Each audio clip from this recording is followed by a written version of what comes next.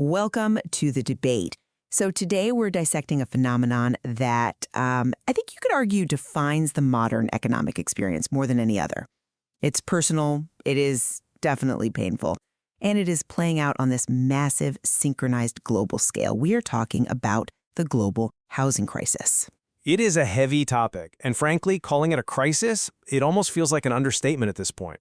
When we look at the source material, we're not just seeing, a series of local inconveniences or separate market bubbles. We are looking at what the literature calls a complex web of problems and dysfunctions. Exactly. And whether you're in Amsterdam or Auckland or San Francisco, the story is remarkably similar. Housing costs are consistently rising faster than household income. But the core disagreement and what we're here to discuss is why. Is this crisis primarily a failure of government regulation, a kind of self-inflicted wound caused by planning systems that just refuse to let cities grow? Or is it a systemic failure of financial markets, of labor dynamics, and deep-seated income inequality?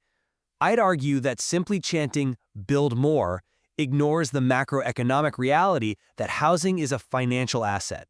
It's subject to these boom and bust cycles, and that the market, when left to its own devices, consistently fails the most vulnerable. And I see why you think that. But let me offer a different perspective. I believe the evidence points almost overwhelmingly to a supply-side crisis, driven by these artificial constraints. The solution isn't more complexity.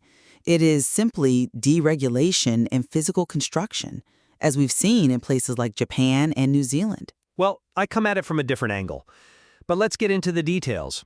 Why don't you lay out your case for the supply-side argument? Gladly. If we look at the foundational economic research on this, specifically the work of Hilber and Shoney from 2022, they identify the primary strand of this whole debate as being about supply constraints. The logic is stark and really inescapable. Land use restrictions prevent the market from meeting a growing demand. When you stop people from building, costs go up. It's that simple. I don't deny that supply is tight, but to say it's the primary driver, that feels reductive to me. But consider the magnitude of the distortion here. Studies have found that restrictive zoning can make homes, we're talking more than 50% more expensive than the actual cost to build them. That is not a market failure. That's a regulatory tax. We see this clear divergence between planning systems. Anglophone countries, the UK, the US, Australia, they have planning systems that basically enable obstruction, empowering local governments and NIMBYs, not in my backyard activists, to block new projects. And the result is shortage. Contrast that with Japan, where zoning is controlled more at the national level, which reduces local obstruction. Japanese cities have maintained abundant and affordable housing relative to their size, precisely because they allow supply to meet demand. There's a compelling argument, I'll give you that. But have you considered the definition of the crisis itself? The source material describes it as a web of problems. You're pulling on one thread, zoning, and claiming it unravels the whole knot. I would argue that poor earnings are a major contributor that you're just overlooking. People simply do not make enough money relative to the cost of living. Income is a factor, certainly, but It's more than just a factor, it's central. If you look at the findings from Moody's Analytics, they point out that the main causes of the crisis include shortages of labor and materials, issues that were significantly, made worse by the COVID-19 pandemic. You can rezone a city all you want, but if you don't have the bricks, the timber, or the workers to lay them, you're not getting new houses. The crisis is also about financing conditions and just poor forecasting. It's a structural mismatch between the economy people live in and the housing market that operates way above their heads. I'm not entirely convinced by that because it treats labor and material shortages as these permanent, immutable barriers rather than market signals that would resolve if we just legalized the density that makes construction efficient. Let's look at a concrete example where deregulation actually worked. We have what you could call a gold standard of evidence in the source material, New Zealand. New Zealand is an interesting case, I grant you. It is more than interesting. It is proof of concept. Auckland specifically. In 2013, they started reforming their housing laws to loosen construction constraints. They didn't just talk about webs of problems. They cut the red tape with something called the unitary plan. And the result? Rents in Auckland grew more slowly than in other parts of the country and, crucially, more slowly than incomes. Slowing the growth is not the same as solving the crisis, though. But look at the counterfactual. Ryan Greenway McGrivy estimated in July 2024 that rents in Auckland were 28% lower than they would have been without those reforms. That is a massive difference for a renter. It was so successful that in October 2021, the national government passed bipartisan upzoning for the country's largest cities, allowing 3 units and 3 stories on residential parcels. They legalized the missing middle. This proves that when you remove the obstruction, the market responds and prices stabilize. I see the data point you're using, but I think you're declaring victory a bit too early.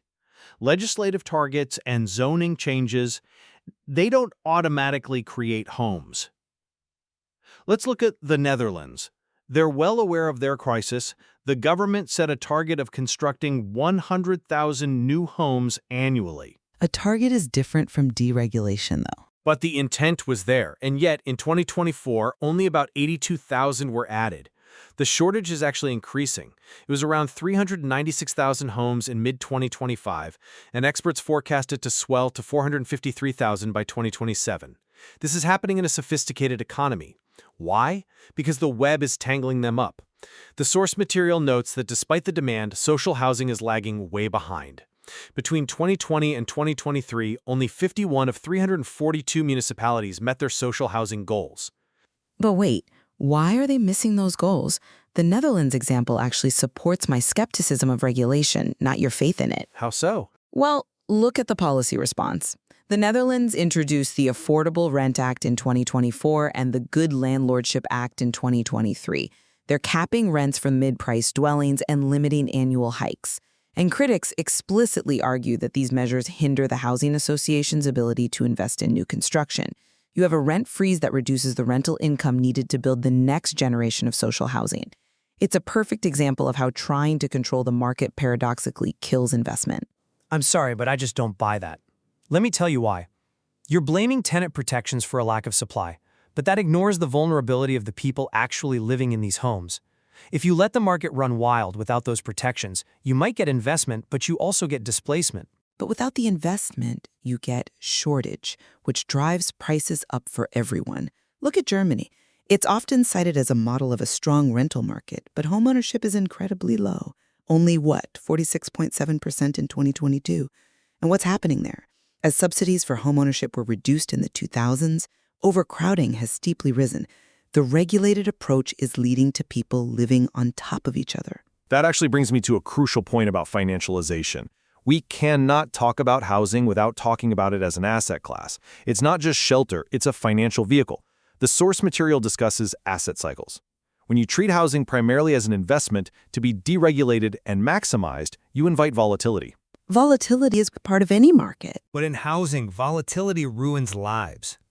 Gorin and McQuaid, in their 2020 research, describe these price default spirals. So when an economic shock hits, like a drop in employment, it induces foreclosures. In a hyper-financialized market, those foreclosures amplify asset price declines, which then leads to a credit crunch for the wider economy. We saw this in the subprime crisis of 2007-2008. If you purely deregulate, you are inflating bubbles that inevitably burst, and the people at the bottom get crushed. But the bust is often caused by the distortion of the boom. If supply could adjust smoothly to demand, if we didn't have zoning creating this artificial scarcity, we wouldn't see such violent bubbles. I think that's wishful thinking. A purely market-based approach fails the poor because there is simply no profit in housing them. Look at India. The numbers are just staggering. In 2012, the shortage was estimated at 18.78 million units. But here's the kicker. 10.55 million of those were needed by the economically weaker section, households making under 300,000 rupees. Another 7.41 million were for the lower income group. That is a tragedy. Absolutely. It's not just a tragedy, it's a market reality. The middle income group and above only faced a shortfall of like 0.82 million units. The market builds for the rich, it builds for the middle, it does not build for the 18 million poor people in India without massive intervention. Deregulation doesn't solve that, it just makes it easier to build luxury condos. That's an interesting point, though I would frame it a little differently. When you build luxury condos or any market rate housing, you prevent high-income earners from buying up the older housing stock, which suppresses prices down the chain. But let's look at how we even define need, because I think that's where the government planning models really fail.